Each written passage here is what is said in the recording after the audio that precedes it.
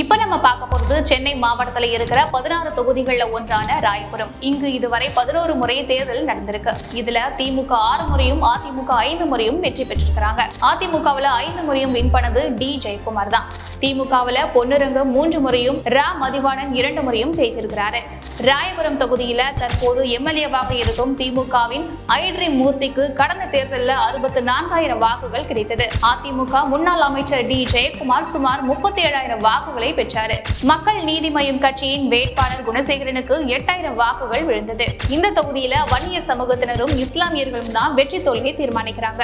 இவங்களை தவிர மீனவர்கள், நாடார், முதலியார், செட்டியார் ஆகிய சமூகத்தினரும் கணிசமாக இருக்கிறாங்க. அருந்ததியர் மக்களும் பரவலாக வசிக்கிறாங்க. 2021 ஆண்டு தேர்தலில் பாஜகவுடன் கூட்டணி வைத்ததன் காரணமாகவே தான் தோற்று போனதாக ஜெயக்குமார் பலமுறை கூறியது அனைவருக்கும் நினைவில் இருக்க வாய்ப்பிருக்கு. வரும் தேர்தலில் திமுகவில் ஐட்ரி மூர்த்தி மறுபடியும் சீட்டு கேட்கிறாரு.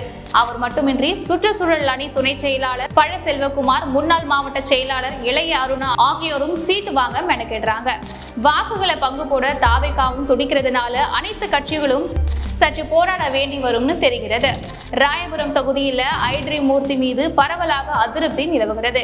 ஆனாலும் கட்டமைப்பு ரீதியான பலம், இஸ்லாமியர்களின் வாக்கு ஆகியவை திமுகவுக்கு பிளஸ் பாயிண்டாக இருக்கு. அதனால அந்த கட்சி தான் சற்று வேகமாக செல்கிறது. இது மாதிரியான தேர்தல் தகவல்களை தெரிந்து கொள்ள ஃபயர் லைன் தமிழை சப்ஸ்கிரைப் பண்ணுங்க.